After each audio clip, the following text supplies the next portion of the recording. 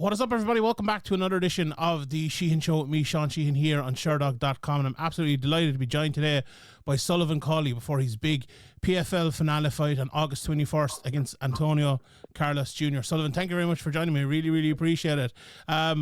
I'm here in Ireland, and whenever we hear someone with an Irish name, we always try to find out if they're Irish. So we can take them in. The name Sullivan Cauley can't get more Irish. Have you Irish in you? Do you know much about your Irish background? Definitely, I got Irish from both sides of the families. I think my full name is Sullivan Troy Cauley, so I have three Irish names. Brilliant. Have you ever traveled to Ireland or ever looked into the background of where you come from or the ancestors come from or anything like that? God, I really want to. I just haven't, life. I just haven't been able to. But that's high on my list of destinations I'd love to go. I think I'd have a good time at the pubs. And my mom's been. She absolutely loved it. So I'd really like to go. There's plenty of PFL fights been here as well. Is that a place you like? I know a lot of, say, like Tom Lawler back in the day and Forrest Griffin, they all wanted to fight in Ireland. Is that somewhere you'd like to fight as well? Oh, absolutely. Yeah, I'm hoping as my career progresses, I'll get to go to some cool destinations. Fighting close to home is great for convenience. But fighting abroad would be a great excuse to travel. I hope when I go abroad, it's to some places I would really like to go to, like, Ireland. Brilliant. There's a lot of golf courses here as well. I saw on your Instagram that you were trying to break 80 in golf, and that was a while back now. Have you managed to break 80? How's the golf game going? Not even close, man. The golf game is not good. I'm having a good time, but I kind of stopped really trying to get better because I stopped enjoying playing. You know, you know how that goes. Yeah. But yeah. People who obviously train MMA and fight MMA say it's one of the toughest things to train for because there's so many intricacies and so many different things to learn. Is golf one of those things as well? Like, is it even more frustrating than MMA? Maybe trying to get everything down. It's just so different. It's so much less physical, and it's so mental. So yeah, golf is it's a great hobby. And it's definitely a mental battle every time you go out. I think that's part of what people like about it so much. But yeah, I love golf. I love just being out on a nice piece of landscaping on a nice day. There's just something about it that's just the best. Is it good to kind of do that when you're in the gym then as well? Most of the other day, get out a bit of fresh air rather than much fresh air in the gym. I assume. Yeah, it's a nice weekend activity, sort of active recovery, move around a little bit, and sort of let the stress of fight camp fade away. I was looking at you as well, and you're the Reno High Outstanding Wrestler 2013, 2014. And it's funny because every time you fight, the commentators mention that, the wrestling background and all that. But then your fight start, and it's, you almost want to do anything but wrestle. It's all, attacking and exciting and everything like that. Is that, like, I feel like that was a normal thing 10, 15 years ago in MMA, and it's becoming more abnormal now, whereas wrestlers wrestle, an awful lot. For you, when did you fall in love, I suppose, with the striking arts, or was it a process to go from wrestler to mixed martial artist? Yeah, it was a huge process. I went to MMA and found my striking coach, Danny Brandt. He's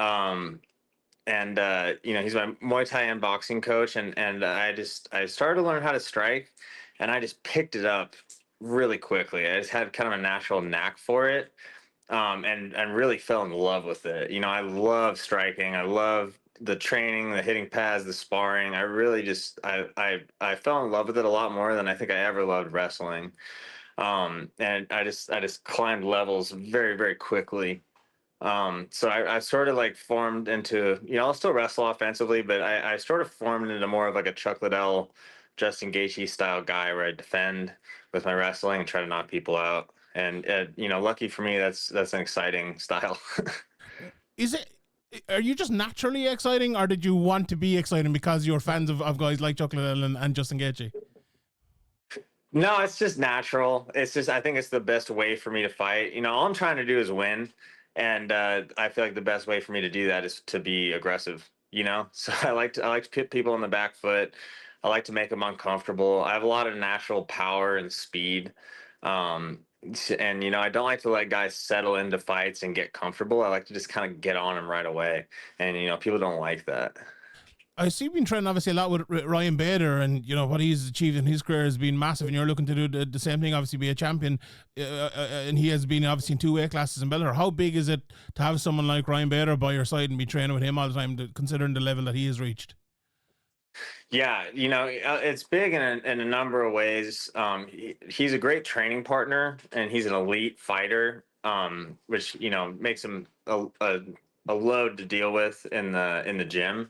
And then he's also kind of stepped into the role as a mentor for me. So I take a lot of cues from him, and he's had he's had an incredible career in this sport. It's very rare you see a guy who can do it for as long as he has at the level he has. So there's a lot to be learned from him, and I'm I've kind of been a sponge. I've soaked up a lot of information from him throughout my career. Is that a big part of it? Considering like you're only 9 fights into your career, which is still very, very young in anyone's career to reach this stage. Like, some people like they want to be retired by 35 or 40 or whatever it might be. Are you one of those people that has a certain amount of fights, or are you just looking for to last as long as you can in terms of preparation and the way you fight? Yeah, I'm having so much fun at this point. I kind of want to do it until the wheels fall off. As long as my body's holding up and I'm not taking too much damage, I'd like to keep doing this because it is a rush unlike any other. It's just so rewarding to, put in all the work that we put in and to be able to go get wins. It's a feeling unlike any other. So, I truly love this sport, and I enjoy doing it. Obviously, I don't want to do it forever. You don't want to be 45 still taking shots to the head. So there's definitely a window there, but I'm gonna try to get as much action in as I can while I'm still young and healthy. How big was the loss in your career? Because it's easy to talk about wins and to say how they can bring you on, but like I think I had this stat before. There's like some of the greatest fighters of all time went 9-1 in their career, which is a good stat for you coming into this weekend. The likes of Chris Cyborg, John Jones, Fedor, Chuck Liddell, loads of people went like 9-1. That one loss is almost a good thing at the start of your career. For you, obviously you wouldn't want to have lost or anything like that, but that loss help you become a better fighter in the end? There's no question. Yeah, I allowed me to kind of.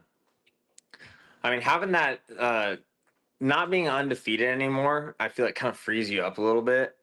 And this sport is, I think one of the really positive things about this sport, unlike boxing, is you can take a loss and you continue to grow in the sport, and people don't, promoters don't look down on you the same way they do in boxing. I think that's kind of ridiculous because everybody can have a bad night, or guys can develop, guys can get better. So yeah, I definitely learned a lot from that loss, and for me, it was all mental. I feel like the reason I lost that fight because I didn't show up fully, I didn't show up the way that I know that I can, and we were able to kind of address, I think, what happened, and I came out the other side a much better fighter. So I'm certainly better for it, and I just feel like I have so much momentum right now in my career. Coming off a big win against a guy like Phil Davis, who had so much more experience than me, and I feel like I really showed like the caliber of fighter that I am. Let's get into and talk about the season. You were off nearly 2 years before that, between 23 and 25. What was the reason for that you were off so long, and obviously didn't fight for 2 years between Bellator 298 and then coming over to the PFL to fight this year? Yeah, well, I had an ACL surgery, so there was like a few months or whatever where I wasn't fighting because of the acquisition of Bellator by the PFL and the kind of uncertainty therein. And then boom, I injured myself in training. And an ACL is a serious injury. I had to have that surgery, and then basically a 12-month recovery. Um, and that was extremely difficult. But that was another one of those. That was another one of those things, kind of like that loss. That was exactly what I didn't want at the time, but it made me so much better because it gave me a new perspective on what it means to fight professionally, what it means to play a sport for a living. And it just allowed me to have so much more fun and so much to be so much more appreciative of every aspect of the sport, the good and the bad. Was there any bit of trepidation coming back? It certainly didn't look like it when it was only, 96 seconds with the Alex Polisi fight. One thing I actually wanted to ask you about that as well, like those Travis Brown elbows, which you landed so beautifully in that just before the finish. How hard is it to prepare to actually train them, or is it something that kind of comes naturally? Because you can't really do that to a training partner. You won't have a training partner for very long. Yeah, I mean, we don't. Yeah, this is it's kind of one of those things you don't get to throw in sparring and in training, but it's like something that we're always aware of. It's like, okay, I could, you know what I mean? I know I could do this here. Um, so it's something that like we know we talk about, and it's something that's kind of always on my radar. If somebody's sticking that head a little too low up against the fence, I'm gonna crack him. You saw it in the Phil fight. He was going for a takedown up against the fence, and I got one of those elbows in, and then he kind of just Gone. disengaged Yeah. because he was like, I know, I can't hang out here, you know. So yeah, I mean, that was one of those things that, like you said, it's difficult to actually practice, but I know that I can do. Was even though the Phil Davis fight, correct me if I'm wrong, that was the first that was the first decision of your career. But Hmm. was there something good to actually go on 3 rounds? Look, you're fighting Phil Davis in your ninth fight. That's pretty good in itself.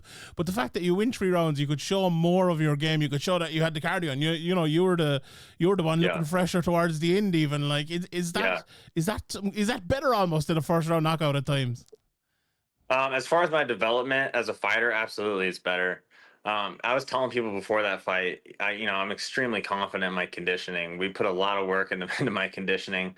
We work on that element of my game probably more than anything else. So it's definitely something I was confident in. But to be confident in it is one thing, but then to go, prove it to yourself and to everybody else in a fight against a really, an excellent fighter like that, a grilling 3 rounder. That was good for my confidence. I gained a lot of experience. I'm a better fighter. Like the day after that fight, it's so strange because everybody thinks you get better in the practice room, which you kind of do, but really where you get better is in competition. You know what I mean? So I'm a better fighter coming out of that Phil fight. Much more experienced guy, and I think you're gonna see it. There was one thing I wanted to ask you about that fight, and funny enough, you know what you said about the injuries earlier sounded a little bit like Dominic Cruz, where he like learned an awful lot when he was injured. Another thing he also said once when he got cut in a fight that he went all out to try to win it, became more attacking in case the cut would finish the fight. Was that the case for you in the Phil fight? The doctor came in and checked the cut, didn't he? And did you just go all out kind of after that? And did that help you in the end? Because like I know it ended up going to a decision, but you've obviously you nearly finished him at the end of the second in the cut, and then the third round went very well for you as well. No, I don't think that really changed my strategy or anything. I'm kind of always pushing for that finish, but I'm trying to do it intelligently. You know what I mean? I'm a very aggressive fighter. That's why I have all these first round finishes. But I really try not to overextend myself or take unnecessary risks. So I just did what I did, stay technical, and if the doctor had stepped in and stopped the fight, that would have been a nightmare. But it would have been out of my control. So I just kind of just chose not to worry about it.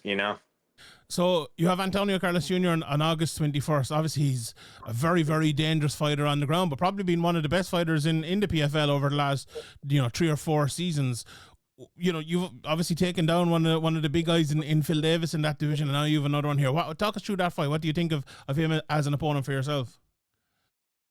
Yeah, I mean, I think he's obviously a super tough guy. He's a really good fighter. He's world class jiu-jitsu, which presents a unique set of challenges for sure. I think honestly, I think I'm like a nightmare matchup for him. You know, my wrestling's really good, my conditioning's excellent, and my striking is I think a lot better than his. So I think he's gonna have a tough time with me. I think it definitely has potential to be a tough 5 round fight. The way he's able to grind on guys and push them against the fence and you do what he does, and he's tough, and he's not a coward. He's willing to get in there and trade with guys and try to implement his game plan. So I don't see it as an easy fight, but I think I'm a really really tough matchup for him. Last couple of questions, and I really appreciate time, Sullivan. What did you think of his performance? We've talked about your performance this year, but like he was obviously he went out early last year, came back in, and he's won twice this year. And I think a lot of people maybe kind of wrote him off this year a little bit. Maybe 35 years of age, coming back, haven't done it before. The Karen Moore fight was a bit of an odd one. The Simeon Powell fight was I think a better performance. What did you think of his performance this year? And do you think he's as good as he ever was, or is he diminished a bit? I don't know. I think he's probably as good as he ever was. I think he's won a lot of fights like that where they're not super spectacular. They're kind of on the closer side, but he's good at winning close fights. And he's really he's aggressive with his grappling. He'll push guys to the cage and kind of grind them down. I think that's kind of what he does. So, I don't think I don't think he's aging out just quite yet. I think he's still super dangerous. And like I said, it's not an easy fight for either of us. But the way I crack guys, and with my defensive wrestling and conditioning, like I said, I think I'm a really tough matchup for him. Sullivan, I really appreciate the time. Thank you very much. Thank you very much to everyone for tuning in. Check out Sullivan's fight against Shoeface, August 21st, 2025, in Florida, ESPN Plus and DAZN here in Ireland and in the UK. Sullivan, really appreciate the time. Thank you very much. Best of luck. Yeah, thank you.